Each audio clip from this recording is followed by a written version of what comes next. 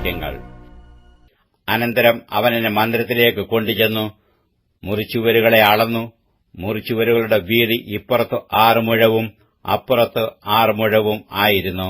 പ്രവേശനത്തിന്റെ വീതി 10 മുഴവും. പ്രവേശനത്തിന്റെ പാർശ്വഭിത്തികൾ ഇപ്പുറത്ത് 5 മുഴവും അപ്പുറത്ത് 5 മുഴവും ആയിരുന്നു. അവൻ മന്ദിരം അളന്നു. അതിന്റെ നീളം 40 മുഴം, വീതി 20 മുഴം.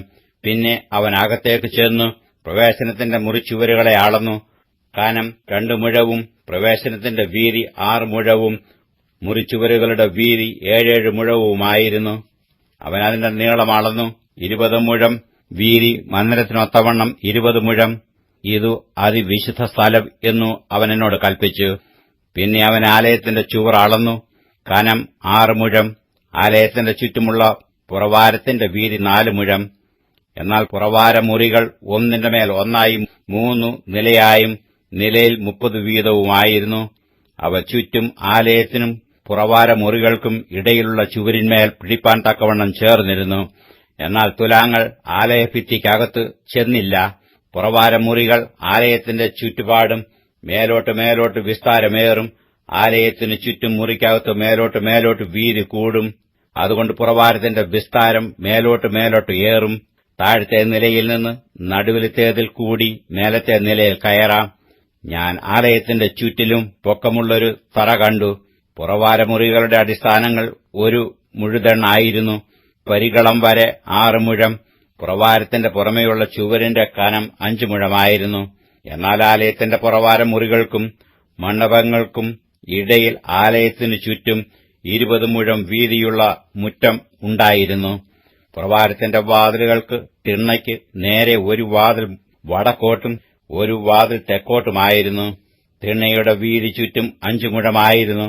മുറ്റത്തിന്റെ മുമ്പിൽ പടിഞ്ഞാറോട്ടുള്ള കെട്ടിടം 70 മുഴം വീതിയുള്ളതും കെട്ടിടത്തിന്റെ ചുറ്റുമുള്ള ചുവർ 5 മുഴം കനമുള്ളതും 90 മുഴം നീളമുള്ളതുമായിരുന്നു.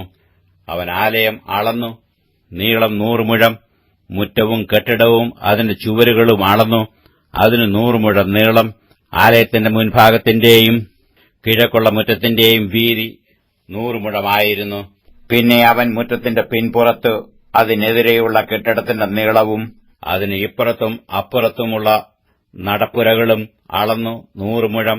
അകത്തെ മന്ദിരത്തിനും പ്രാകാരത്തിന്റെ പൂമുഖങ്ങൾക്കും ഉമ്മരപ്പടികൾക്കും അഴിയുള്ള ജാലകങ്ങൾക്കും ഉമ്മരപ്പടിക്കുമേൽ 3 നിലയായി ചുറ്റുമുണ്ടായിരുന്ന നടപ്പുരകൾക്കും നിലം തൊട്ട് ജാലകങ്ങളോളവും പലക അടിച്ചിരുന്നു.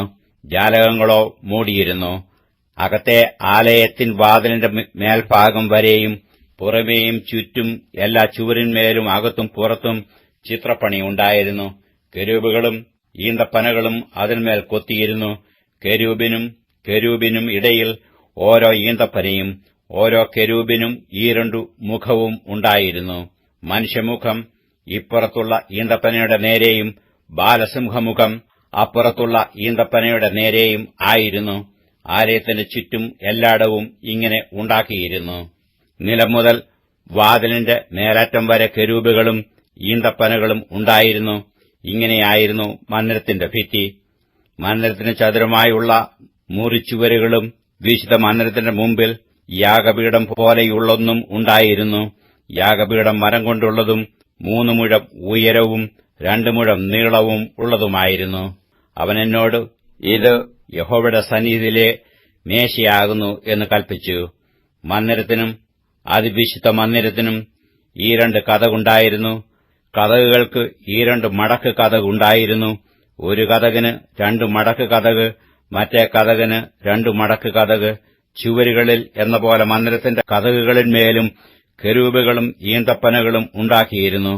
പുറമെ പൂമുഖത്തിന്റെ മുമ്പിൽ ഒരു കനത്ത മരത്തുലാം ഉണ്ടായിരുന്നു. പൂമുഖത്തിന്റെ പാർശ്വങ്ങളിൽ ഇപ്പുറത്തും അപ്പുറത്തും അഴിയുള്ള ജാലകങ്ങളും ഈന്തപ്പനകളും ഉണ്ടായിരുന്നു.